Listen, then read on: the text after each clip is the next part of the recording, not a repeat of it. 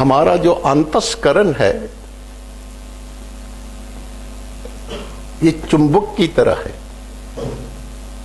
हमारे अंतस्करण में जिसके लिए दर्द होती है, जिसके लिए पीड़ा होती है, जिसके लिए प्रियता होती है, अपनापन होता है, मृत्यु के समय तुम्हारा अंतस्करण उससे ही जाकर के जुड़ जाता है, पिघलता है। ये जैसे लाहा होती है, वो टेम्परेचर से पिघलती है।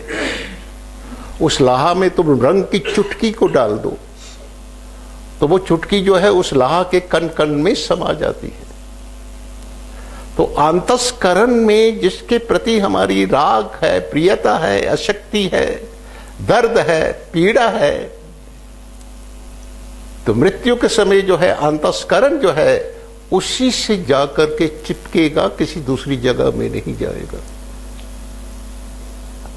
भगवान और भगवान से जुड़े हुए संत जो हैं ये शुद्ध होते हैं।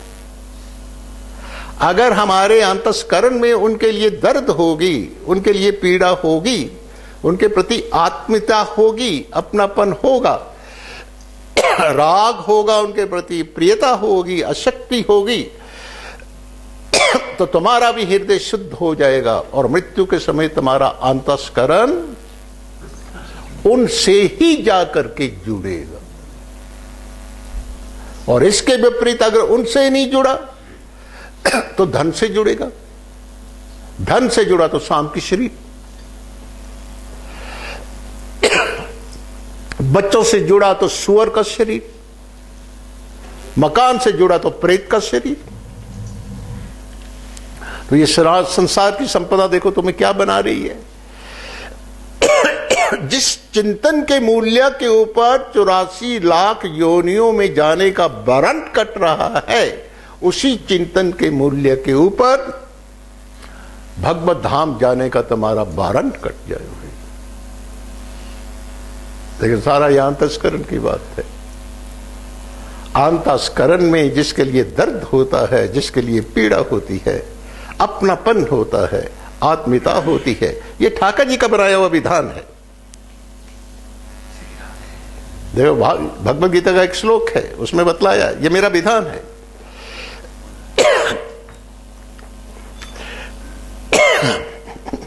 नहीं लेना अभी, गला खराब करेगा, फिर रुकेगा। यम यम वापी समन भावम तत्यंते कलेवरम तम तमय वेति कौंती सदा तद्भाव भाविता। कि अंतस्करण में जिसके लिए पीड़ा है, दर्द है, अपनापन है, आत्मीयता है, वो तुम्हारा अंतस्करण उससे ही जाकर के जुड़ेगा और उसके अनुसार गति हो जाएगी। अच्छा देखो, हमने पिता से प्यार किया, पिता की भक्ति की, बुरे कामों के फलस्वरूप अगर पिता को गधा बना, वो गधा बना, तो भगवान के इस विधान के अनुसार हमें उस गधे का बच्चा गधू बनना पड़ेगा। कोई तुम्हें बचा नहीं सकता, क्योंकि ये ईश्वर का विधान है। पितृन याते पितृव्रता, तुमने अपने पिता की भक्ति की है, उससे प्यार किया है, उसके प्रति आसक्ति रखी है, राग रखा है, और उसने भगवान का भजन नहीं किया, भगवान से उसने आत्मीयता नहीं की, तो क्या बना? अपने बुरे कर्मों के फलस्वरूप अगर वो गधा बना, तो तुम्हें क्या बनना पड़ेगा? उस गधे का पितृन याति पितृन व्रता। ये ठाकर जी का विधान है, कोई बच नहीं सकता भाई। और जो हमारा मन है, ये संसार में प्यार किए बिना रह नहीं सकता भाई। प्यार करना है तो मेरे कन्हैया से करो भाई, या किसी भाव से करो,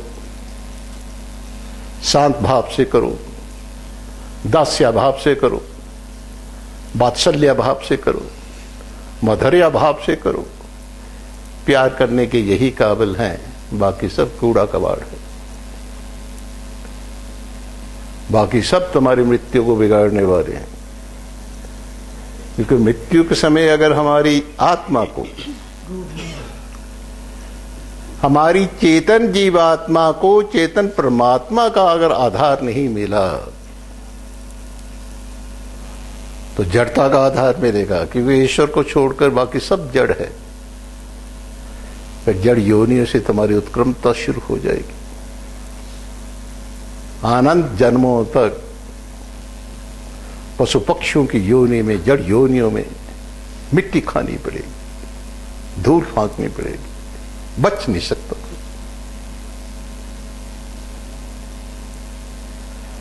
चेतन जीवात्मा को अपने चेतन परमात्मा की भूख है, और उस भूख को हम संसार के भोग पदार्थों, ऐश्वर्य, सुख संपन्नता से उस भूख को मिटाना चाहते हैं।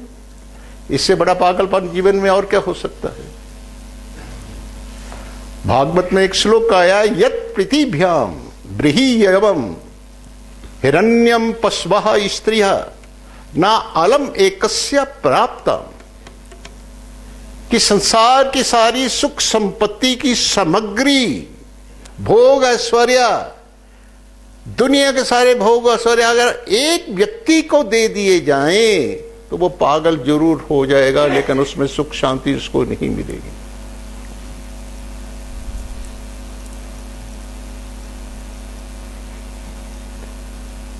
चेतन जीवात्मा को चेतन परमात्मा की भूख है। ये दोनों विभाग अलग हैं। आत्मा का, आत्मा और परमात्मा, शरीर और संसार।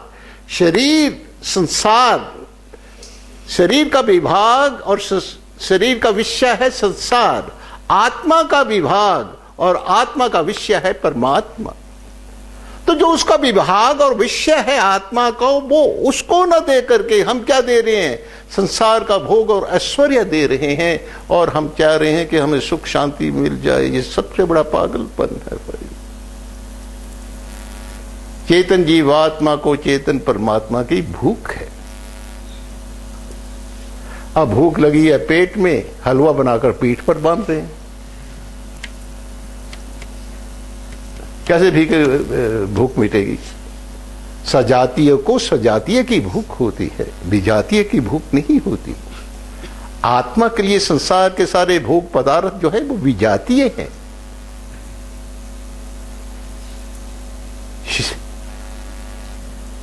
और शरीर के लिए आत्मा विजातीय है, आत्मा के लिए संसार जो है वो विजातीय है। और वो बात छोड़ो, वो परम योगी, परमहंस, परम ज्ञानी भरत हिरण से प्यार कर बैठा। हिरण भी जातीय था। वो हिरणों का झुंड आया, वो उस झुंड अपने सजातियों के साथ चला गया, और उससे प्यार करने के कारण उसके भीतर उसका मोह बस गया था। उस मोह के कारण वो देखो, उस परमहंस ज्ञानी जड़ भरत को क्या बनना पड़ा? हिरण बनना पड़ा। फिर हमारी और तुम्हारी तो क्या बात है यार।